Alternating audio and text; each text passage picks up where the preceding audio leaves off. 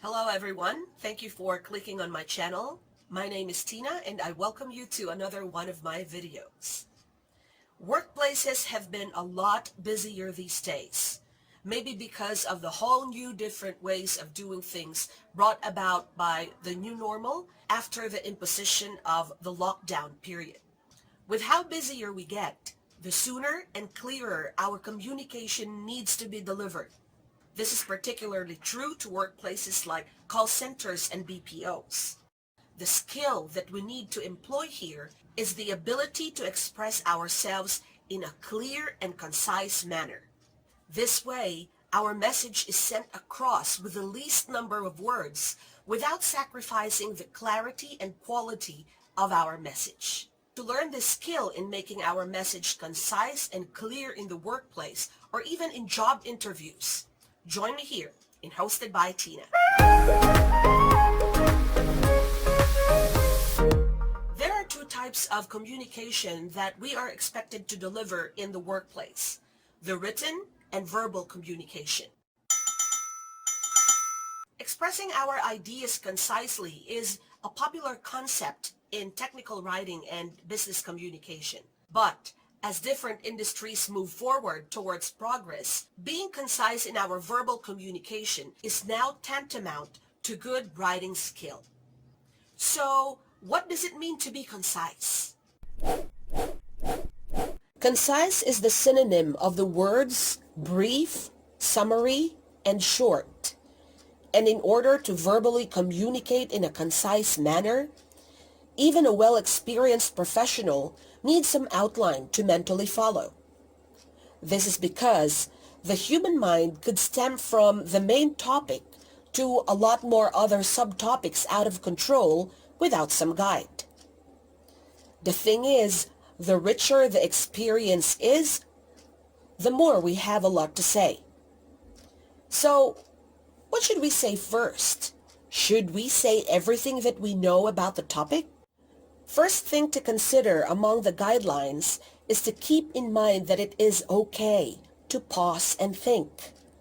When we are asked a question or of our opinion, remember that we need to think first and organize our thoughts. Don't feel bad about the respite. It is completely understandable to think first before you speak. Second, respond to a question by starting with the main idea, not with the details or your own opinion. This way, you are able to establish your understanding of what the question is about. And secondly, it is easier for you and the other person to follow the details that you will say next. Another thing is you will be able to communicate in short, clear, and crisp sentences.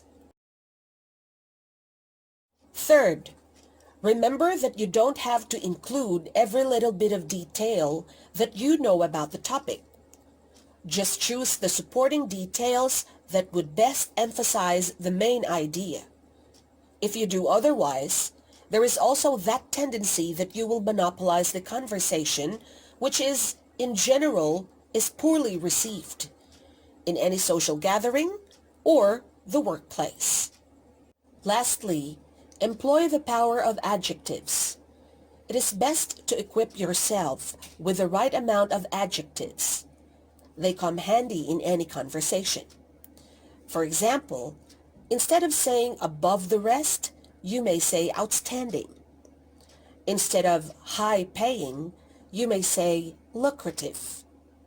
Instead of long and tiring, you may say tedious. On the other hand, be mindful to use adjectives that are not too high in the language spectrum. Reasons being, your message will become vague and it may bring about some unhealthy social implications.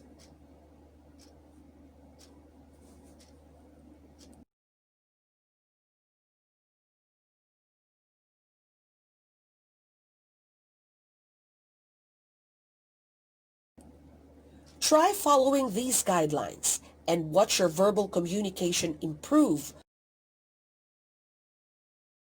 towards clarity, consistency, and most especially conciseness. So that is all what we have today in this video, and I hope that you will find this video helpful. Thank you for having me on your screens today, and once again, this is Tina Dela Cruz of Hosted by Tina. Ta-da!